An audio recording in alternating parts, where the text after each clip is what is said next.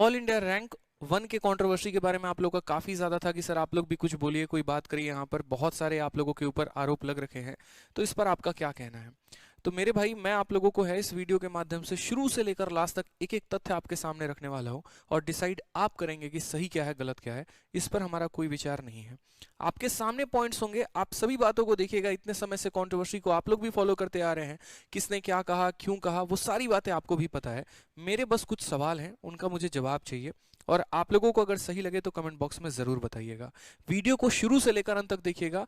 काफ़ी सारे मुद्दे निकल कर आए हैं, और जब मैंने कहा था बात निकलेगी तो दूर तक जाएगी, तो अब तो दूर तक जाएगी।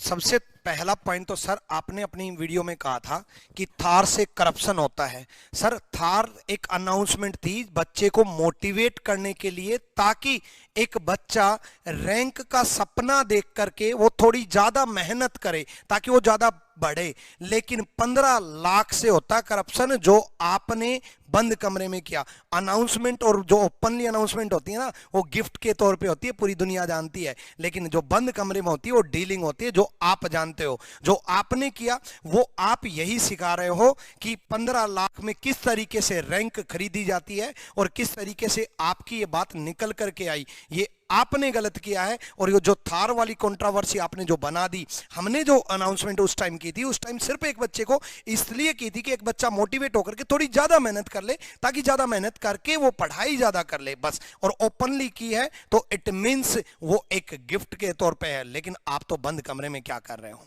बाकी सारे पॉइंट्स डिस्कस करते हैं। पिछले कुछ समय से है ना, जिसको मर्जी आ रहा है, जो मर्जी आ रहा है, उसके ऊपर वो वीडियो बना रहा है, और जो मर्जी आ रहा है वो कह रहा है। और खासकर ये वो लोग कहते हैं जो ये कहते हैं कि हम तो कंट्रोवर्सी से दूर रहना चाहते हैं। तो मेरे काफ़ी सारे सवाल हैं, मैं शुरू करता हूँ। सबसे पहले ये डियर सर है मेरे भाई। तो डियर सर, आपसे मेरे कुछ सवाल हैं। सबसे पहला जो पॉइंट आपने कहा ना, वो ये कहा कि थार वाले तो सीट खरीदेंगे।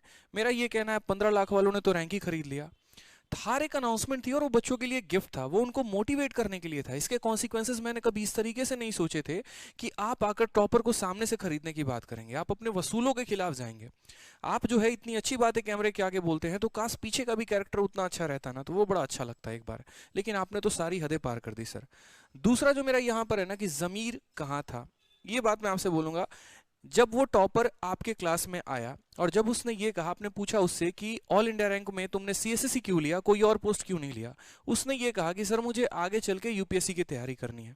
जब आपको ये बात पता थी कि वो यूपीएससी की तैयारी करेगा, और आपको ये भी बात पता है कि आपके 15 लाख से उसका पूरा करियर खत्म होने वाला है, अगर ये बात बाहर आ गई तो वो लड़का लाइफ में कभी भी यूपीएससी में कोई भी एग्जाम नहीं निकाल पाएगा, उसको इंटरव्यू में डिबेयर कर दिया जाएगा। तो आपका अपना जमीर कहाँ था? अपने फायदे के लिए क्या एक बार भी आपने उस बच्चे के भविष्य के बारे में सोचा? वो तो अनजान था, लेकिन आपको तो उसका फ्यूचर पता था ना। आपको पता था कि जब इंटरव्यू होता है तो पूरी पास्ट हिस्ट्री खंगाली जाती है, और पास्ट नीट एंड क्लीन रहता है तभी उसको कोई पद दिया जाता है। लेकिन आपको ये पता होते हुए भी आपने उस लड़के के भविष्य के साथ पूरा खिलवाड़ किया सर। दूसरा जो मेरा सवाल है ना, वो यहाँ पर ये है कि आप हमेशा ये बात कहते हो सब मेरे छोटे भाई हैं। तो छोटे भाइयों को आप करप्शन देके सिखा रहे हो क्या? ये बताओ पहले, कि छोटे भाइयों को करप्शन का एग्जाम्पल आप दे रहे हैं कि ये ले लो 15 लाख में हम टॉपर कैसे खरीदते हैं। तो जो आने वाला जो जनरेशन है, जो आपसे देखकर इंस्पायर होगा और जो चीज़ें सीखेगा, उनके लिए तो बहुत बढ़िया एग्जाम्पल दिया आपने। और फिर आप कहेंगे कि हाँ, इसको नाला मत बनाओ, कूड़ा मत बनाओ। तो स्टार्ट किसने किया, ये बताइए। तीसरा जो मेरा सवाल है ना, वो ये है कि ये काम करने को कहा था आपने। एक मैंने आपकी शॉर्ट्स की वीडियो देखी थी, रील्स देखी थी आपने, हालांकि सारी कॉपी पेस्ट ही रहती है आपकी, बट फिर भी आपने उसमें एक बात कहा था, और बड़ा बढ़िया से आपने है ना उसके अंदर एक इमोशनल बैकग्राउंड म्यूजिक लगाया था। पहले तो आप लोग ये बोलते हैं कि हम बच्चों को पागल बनाते हैं इमोशनल बैकग्राउंड म्यूजिक पे लगा के, और फिर आप लोग भी वही काम करते हैं। उस वीडियो में बड़ा शानदार तरीके से आपने दो बातें बोली थी कि इंसान को अगर आगे बढ़ना है तो दो काम करना चाहिए। पहला, कि दूसरों पर थूकना बंद करो। और सर उसी वीडियो में है ना, आपने आदित्य को पादित्य रंजन बना रखा है। एक तरफ आप दूसरों को ज्ञान दे रहे हैं कि दूसरों को थूकना बंद करो, और उसी वीडियो में आप मेरे नाम का मजाक भी बना रहे हैं। जो बच्चे मुझसे पढ़ते हैं, जो पढ़कर आज इंस्पेक्टर बने, जो मुझे आइडल मानते हैं, उनके लिए आप क्या एग्जाम्पल सेट कर रहे हैं? क्या वो रेस्पेक्ट कर पाएंगे आपकी? तो ये है ना, डबल बातें मत किया करो, ये अच्छा नहीं लगता है। अगर आप बात कर रहे हो रेस्पेक्ट देने की, तो रेस्पेक्ट दो, दिखाओ, फिर उसके बाद बात करो। दूसरी बात जो आपने यहां पर कही थी ना, वो मैंने सारी बातें, और जितनी भी मैं बातें कह रहा हूँ, आपके क्लिप से निकाली हुई सारी बातें, और हर वीडियो का मेरे पास प्रूफ है।